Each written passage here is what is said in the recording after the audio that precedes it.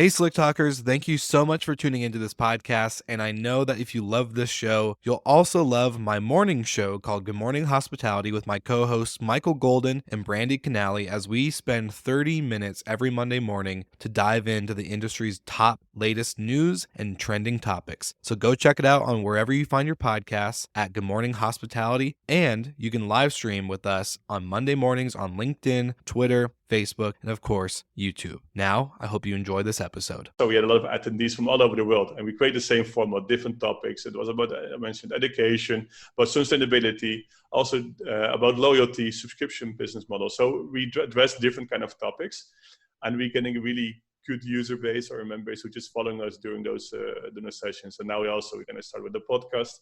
Will not be as great as you probably, or just now we're gonna but a different format, and you just have to see, just also create this community, right? You just want to keep informing them, because I think you have to learn. I think you can learn a lot from each other. You have to be here in it together. So when you can share knowledge, why not? Welcome to Slicktalk, the hospitality podcast where we discuss all things hospitality, hotels, and business. You can find us online at slicktalkthepodcast.com and on every podcast listening platform. What's up, all my Slick Talkers? Thank you for tuning into this podcast. I just want to say this episode is brought to you by Bidroom. The whole episode is about what they do and how they're changing the industry into a commission-free spot. So there's a lot of cool stuff covered in this episode, but I just want to say they have an event called I Meet Hotel. It's a French edition event that is going virtual, and so I want to give you guys all free tickets. You can use my promo code SlickTalk-IMH for a free virtual ticket to this event. If you are in the hotel space, then you need to get into this. This is something that is really changing the industry and how Bidroom is approaching the shift away from commission-based products and OTAs to allowing subscription-based models to really take over and save hoteliers at the end of the day the amounts of hundreds of thousands, if not millions of dollars in commissions. So go ahead, go use the link in my description below, and then use the code SlickTalk-IMH. He's kind of like the Joe Rogan of the hospitality industry right now.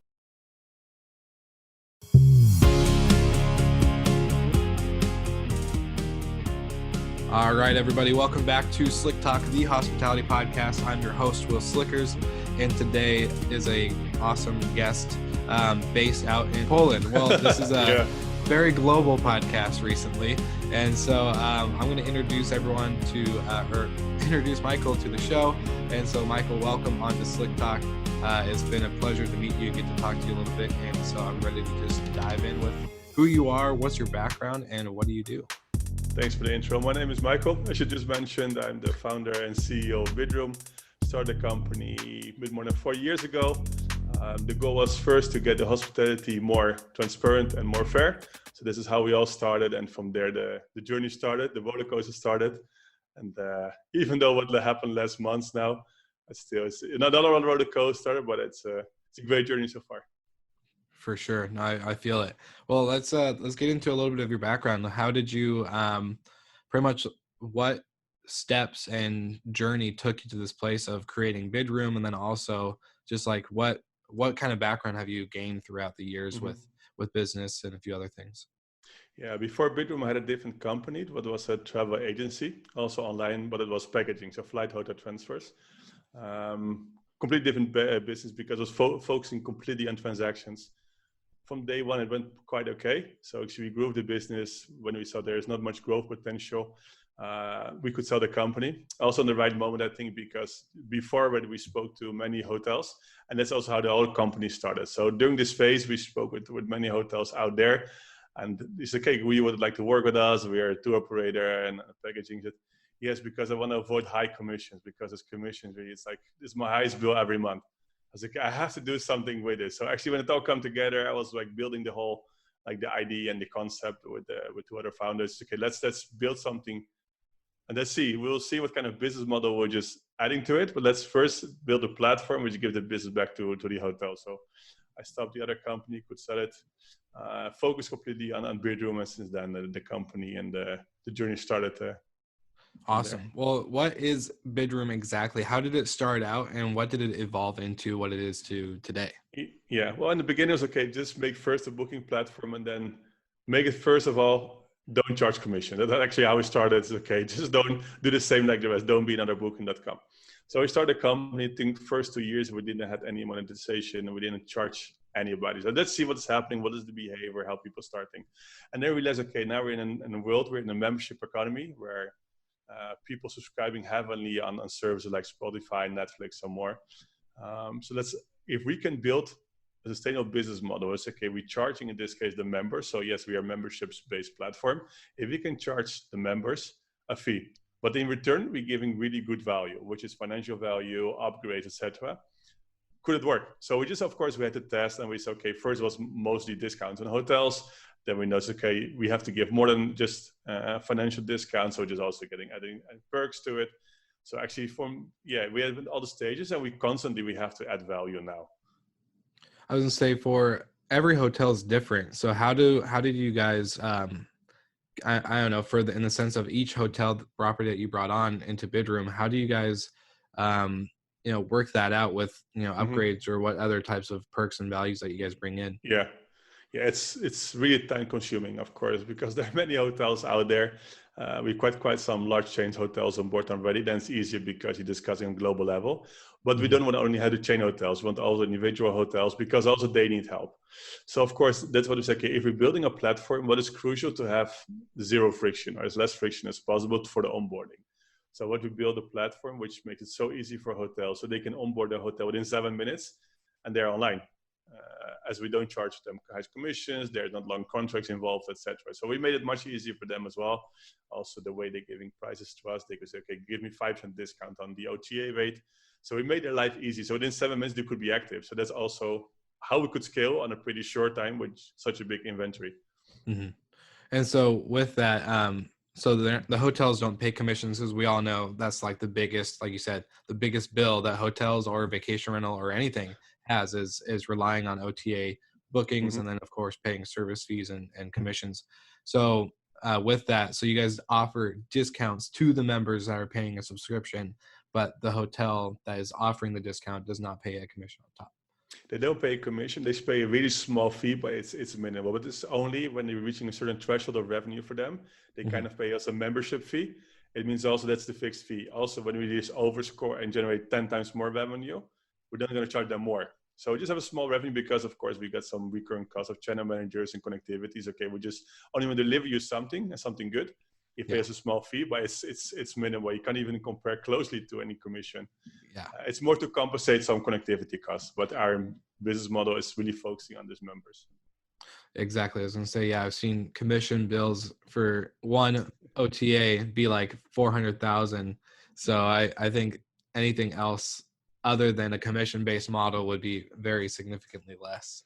So I think well, that's, if you think about it, right? If you just yeah. think about it, you're doing as a hotel, you're doing your work, you work really hard to facilitate a great service, and then at the end of the month, you just know from everything you earn, you just 15% or more, it just goes directly to a third party. It's a lot. It's really a lot. So in this case, I say by not charging high commissions, just give something back to the guest. I think it's fair. So if you're giving 5, 7 or more back to the guest, it's a win-win. Yeah, 100%. Well, I was going to ask you then, what were the big pivot points that helped Bidroom transition into this commission-free model for hoteliers? Like, what was? I know you said when you started, hotels were saying this is the big issue is commission. But what have you? I guess maybe a pivot point or a result of creating this type of model. What kind of result have you guys seen with the hotels and with the traveler like behavior and all the other stuff that goes into it? Yeah, really in the beginning, we started really as a bidding model to see what is the behavior, and that's also the name Bidroom came from. But we saw also the hotels, okay, if we want to be on board, just make it as zero friction, because of course we're not giving the volume as a Booking.com or Expedia. But if I have to spend hours in onboarding, I'm not going to do it. So just make it for them so easy. So in 7 minutes, okay, take you 7 minutes. We can even do it together and you're on board. So this was super important for the phase we're in now, because if we're making it difficult to onboard, we'll not have the numbers of hotels on this stage. I think be completely open as well in communication, especially years ago. It's okay, just we need your support. We want to give you control back, but we also need time. We're not going to deliver you 1,000 bookings per day. You just have to be realistic and Yeah. be open. And there's hotels, okay, yeah, but come back when you deliver those numbers. Of course, always the conversation. If you want your control back, you want to change something, who should join? Should you join directly from the beginning? I think a big important part was around 2017. To be honest, we were just a bit more than 2 years in the market. When we saw, okay, we won some awards, we get recognized in the industry. They took us serious because many startups after 1 year they're out of business. Mm-hmm. Everybody say, okay, you're gonna fight against a company which is worth $80 billion, right? And you're thinking with a few guys just to change the industry.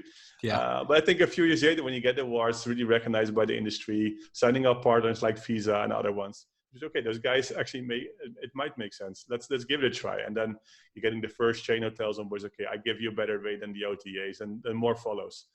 But it's, yeah, just keep believing. I think it was super important. We didn't give up in the first 2 years, because I think almost everybody said, you're just crazy. Just why are you doing this?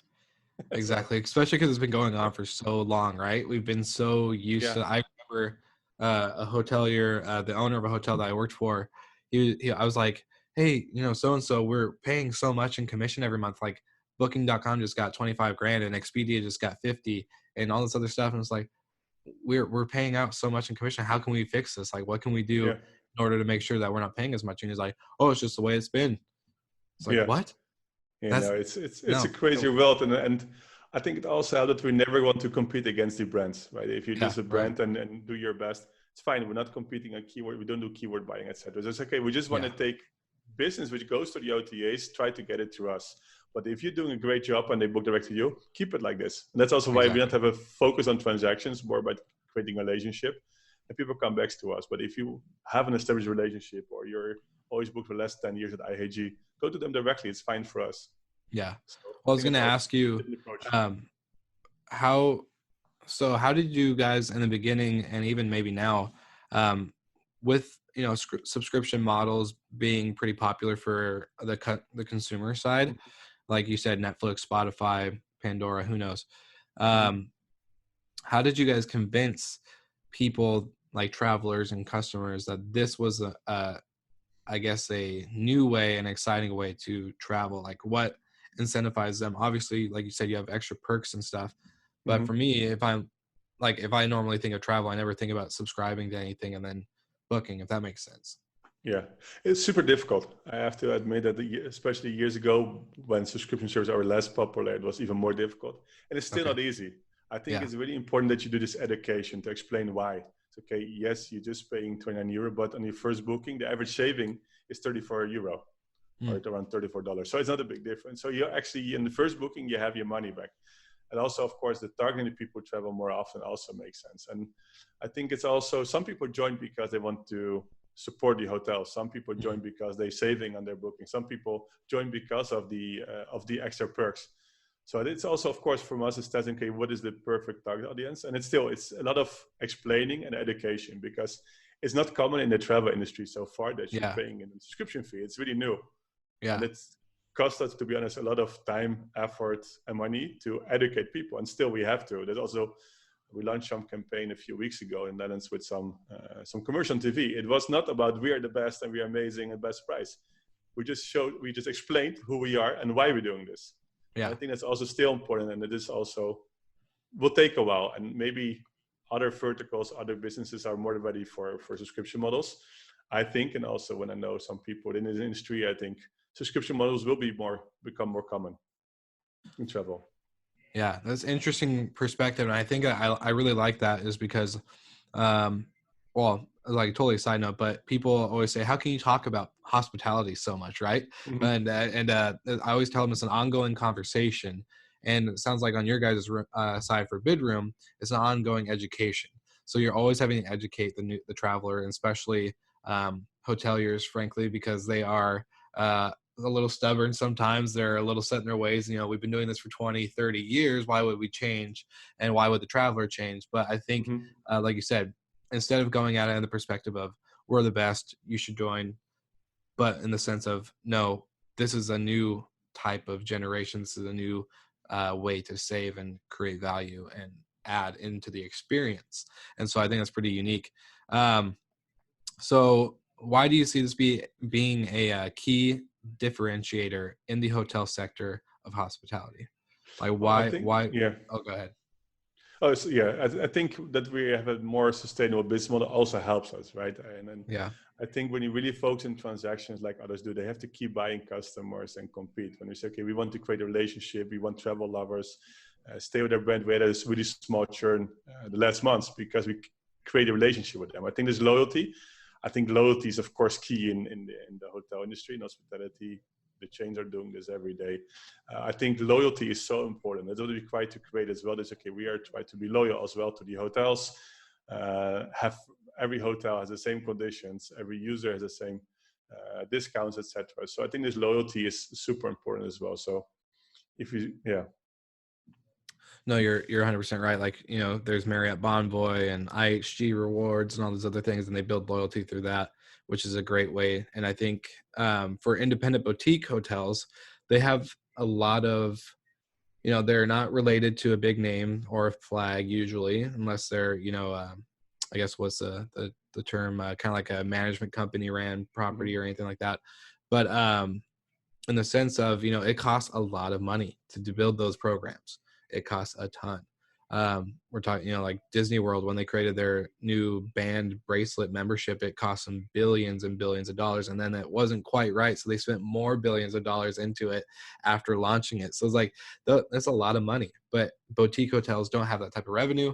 So I think having a, you know, a model like this, where it's kind of built in, it's like, hey, you can book with us directly, or if you're a Bidroom member, you get discounts and you get all these other perks, like as if you are our rewards program, in the sense, and you kind of play that role, which is really cool. I was going to ask, so when it comes to hotel bookings and travel, what have you guys seen with the shift, obviously with COVID-19 and new changes happening? So I think I can speak for almost anybody in the hotel and vacation rental sector of, we saw, you know, a huge increase, if not 100% increase of cancellations, and, you know, what OTAs did, like or 100% refunds without any, you know, backing or, you know, asking the hotel or vacation rental property. So what kind of shifts have you guys seen with this model and with this, I don't know, business type that you guys have? Like you said, it's less transactional, it's more membership based. So I can see why probably a lot of people stayed on, but what are some maybe datas and key indicators that you guys seen with this whole COVID-19 effect?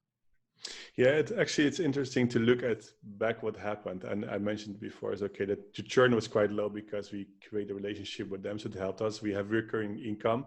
So when everything was transaction based, of course, they had a huge drop in transactions.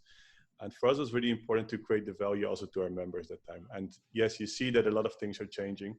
The good thing is in our situations that we connect the traveler directly with the hotel, which means the traveler books directly and pays directly to the hotel. Normally on their arrival. What means if people canceled or the traveler canceled before their arrival, there was nothing to refund. So the process went actually from our side pretty smoothly actually. As we said, okay, we don't charge the guests, we just don't charge the hotel as well the commissions. We said, okay, we have a really small fee. We waived completely for all the hotels, the minimal fee what we have or the threshold, waived it completely. So there was nothing to refund. There was nothing that made it quite easy. So we didn't have difficulties around the cancellation. Of course, we felt sorry for the hotels what's happening. That's why I was okay, we're not charging any fees the whole year. We're not calculating anything. So we don't expect any invoice from us before 2022 even. So we don't charge you anything, even though we're generating revenue for you.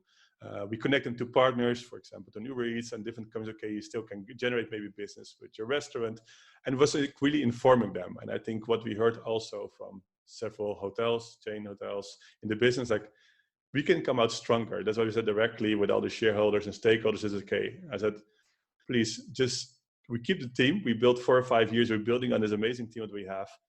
Now is the time for us. You see in crises like this, then disruptors, changers, they become successful, right? You saw with Airbnb years ago when there was a crisis, they become successful after.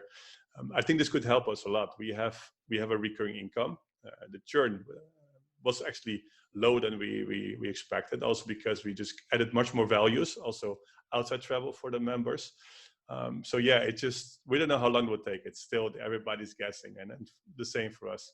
I think for us is just create a relationship with the hotels, help them as soon as the business comes back, deliver them as much revenue as possible as well. and keep giving constantly value to the members, I think then you're creating a business model, a sustainable business model, which could be a long-term, could work.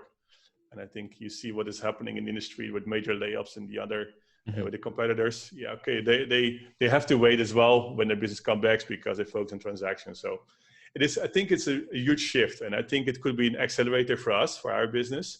So we could come, even though of course I would never want this to happen, but as a company, to be honest, we can come out much stronger.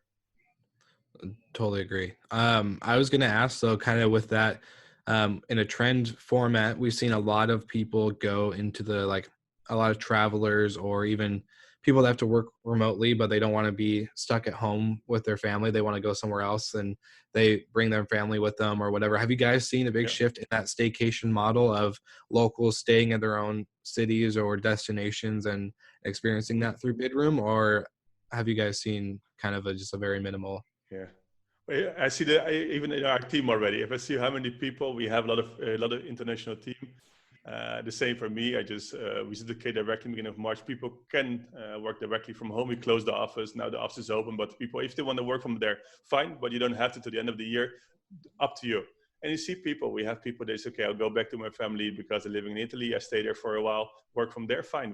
People went back to Ireland, to Spain, to different places. It was okay. If you want to work from there, it's fine.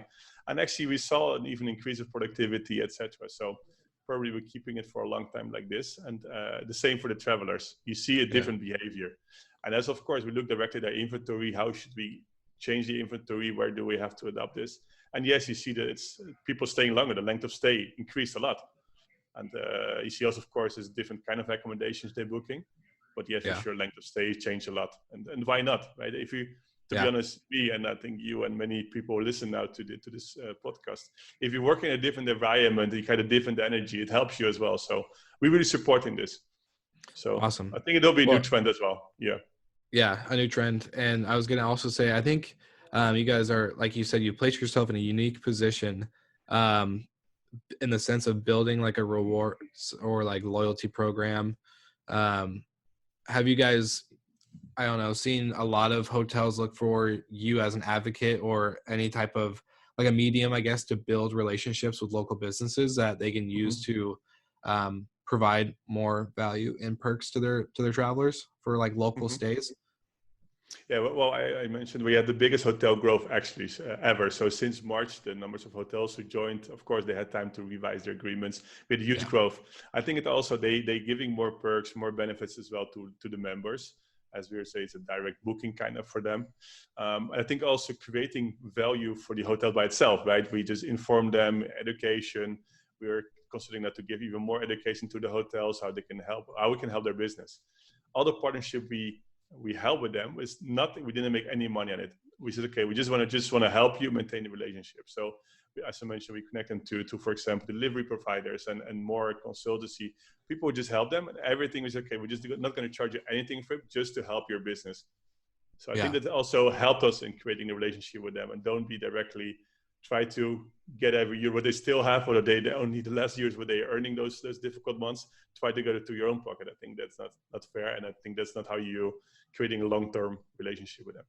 Yeah, and come on, we're in the hospitality industry, right? So that's all it's about is friendships and building relationship in the sense of I help you, and in the long run, I always talk about like I have guests that I still talk to from like 5 years ago that I used to check in all the time, like just building a relationship with people and like standing out and recognizing like what they need or what they like or whatever, and it will in the long run it will last. So I think that's a good way to look at it. It's the hospitality spirit for sure. I want to kind of phase into something that you guys have done, and I've been working with a team member of yours named Christian, and so we're talking about I Meet Hotel. Can you tell us what I Meet Hotel is and what you guys are doing with that whole brand of Bidroom? Yeah, good question. Is actually we saw that we really have to as well. This education I mentioned already earlier today. We want to create a community actually within the hotelier. So actually, I think we started around 1.5, 2 years ago. So can we organizing events, completely not profitable events, just where we can educate actually and help OTAs. So we did one in Istanbul. So first they were just on different cities within Istanbul, in Poland, and many other places. So, okay, let's get hoteliers together, make it informal. So in this case, we just had around 3 hours presentations, but also what they can learn. So well, not sales presentation or sales pitch of companies. Really like could be different. It could be about distribution, about social media, different areas. And after we're just a networking event. And you mentioned before, hospitality is about hospitality, right? Just knowing people, networking, have fun. So we always combine this. So it was a huge success. So we combine as always nice drinks, creating relationship, new partnership. We saw that people came over, or partners who came over, they started new partnerships. And yeah, of course, since March, we had to move this online. So we did every 2 weeks. We did a webinar, worked it really well. So we had a lot of attendees from all over the world. And we created the same format, different topics. It was about, I mentioned education, about sustainability, also about loyalty, subscription business model. So we addressed different kind of topics. And we're getting a really good user base or member base who just following us during those sessions. And now we're going to start with the podcast. Will not be as great as you probably, or we just now we're gonna but a different format, and we just have to see, just also create this community, right? You just want to keep informing them, because I think you have to learn. I think you can learn a lot from each other. You have to be here in it together. So when you can share knowledge, why not? Yeah, 100%. And don't say I saw Christian sent me a clip or the YouTube for the show that you guys are doing. It's totally different in a good way. I love it, and I think it's definitely something I can learn from. So good on you guys. I'm a you big want to do fan. it differently, right? There's no sense. You just want to make it. We want to make it also, hospitality is also fun. So the way we don't address important topics, but also just keep it a bit informal, address the important topics for sure, a bit fun as well, because of course when people listening and you're making jokes as well, but if you people listening, they want to be entertained as well. And I think it's super important that you're doing this during or offline events or online events or podcasts. Yeah, for sure. It's been, I don't know, I always tell people in the sense of the podcast, like I don't think I would be where I'm at with like my business or doing anything else, because if I didn't have the podcast, I don't think I would have had that network. Like, and it takes a lot of time. And I think one of the key things, and I talk about this on other episodes and stuff, but the moment you like show who you really are, like just get authentic and real, and like you said, joke around, but also be serious and fun and like educational, and be really sensible about building that community, that's where you're going to see the structure. And like you guys have already seen with Bidroom, that's what you guys already do. So just applying that same method into a free, open, transparent outlet pretty much just creates more traction, and is another just great way for people to get educated and informed. So I think that's great. And I was going to ask you, because speaking of education, with the iMeet Hotel brand and kind of like what you guys are doing, you said they were non-profitable events. So why do you see this, being, I guess not why, but do you see this being a long-term initiative in order to really grow? Like you said, is this a good platform to leverage the education and networking side of everything that you guys are doing with Bidroom? Yes, for sure. I think this whole knowledge sharing education is really important. And yes, we do have some sponsors sometimes to compensate the cost a bit, especially for the offline events. Yeah. But it's, for us, the goal was never to make a profit events. We want to grow the brand, because we see that iMeet Hotel is really it's a very success. The hoteliers likes it. They want to get this knowledge. They want to share. And it's an experience as well, like travel is an experience. This is also an experience to be part of it. So I think what we're developing now, we went from offline events, which we were keeping. We went also to webinars. We go to podcasts, and we might include more. We want to probably, part of it will be education. So okay, we're trying to find an education partner who can give more example courses or materials to them as well. So we just want to make this brand bigger and bigger, for sure, because there's a lot of potential, and it's. I think it's really important just to do it together, right? It's a business. We just need each other. We all in it. If it doesn't matter if it's a crisis or not, support is super important. And as I mentioned, our company is backed by former hoteliers or hoteliers. Okay, we had the support from our side, and I think it's important. They actually invested in Bidroom just to make the business more transparent and fair. And it's the same what we also want to do with iMeet Hotel, to make it a fair, nice platform. We're just sharing knowledge. And Bidroom has this image of the good guys. I think that's a nice image to have. And I think this is also what we want to create with iMeet Hotel, but more like also in especially knowledge as well, and community building between the hotels. No, agreed. And I was going to say, Christian was mentioning you guys actually having a live event coming up, correct? Yeah, well, we just last minute, we changed it into a virtual event. It was planned in Paris in 2 weeks, but also the authorities and everything is okay. Decided not to because we want to avoid any risk and safety risk. So there'll be a 3 days virtual event. So there'll be actually, if you go to imeethotel.com, you can find all the information and you can sign up from there. We're going to be a great event, so please join. Yes, no, for sure. And any Slick Talk listeners out there, I'm a partner with this event, so I will also link everything into the show notes. A nice little plug for you guys there. Cool. So Michael, I just want to say thank you for being on the show, but also if you had any final thoughts, conclusions, or any maybe shameless shout out that you guys wanted to do for anybody out there listening. Well, I think I mentioned this, keep believing is so important. And now even in bad days, I mentioned in when we started, everybody said, okay, they're really going to just fight against the current industry. How? And I think this belief that everything going to be fine and is so important. And keep your enthusiasm, even though in the hard times now when a lot of people in hospitality are in or lost their jobs, keep believing because it will come back maybe differently. I think it will come back on a different day than before, for sure. But I think we all have to believe in what you're doing and try to have fun as well and for sure make our life much easier. Yeah. Don't let the hospitality spirit die in a sense. Yeah, correct. Yeah.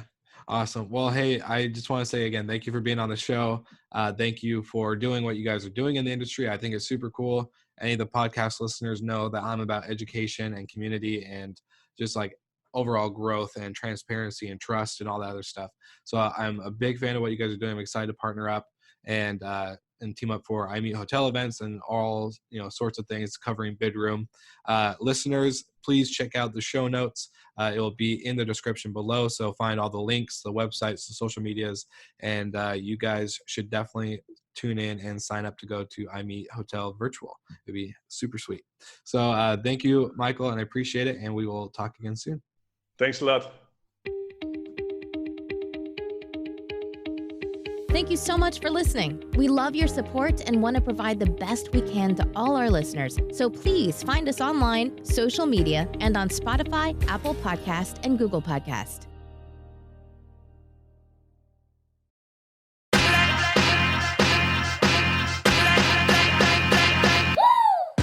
What's up, everybody? If you've gotten this far into the episode of Slick Talk, the Hospitality Podcast, then you are amazing, and thank you so much for tuning in. We want to send you two places really quickly. If you can, check out the show notes and click the hospitality.fm link. Check out all of our other shows on the podcast network. And don't forget, if you have someone that you want to hear on the podcast, then fill out the guest fill out form so that way we can get them on the show. Thank you so much for tuning in, and I hope you enjoy another episode of Slick Talk, the Hospitality Podcast.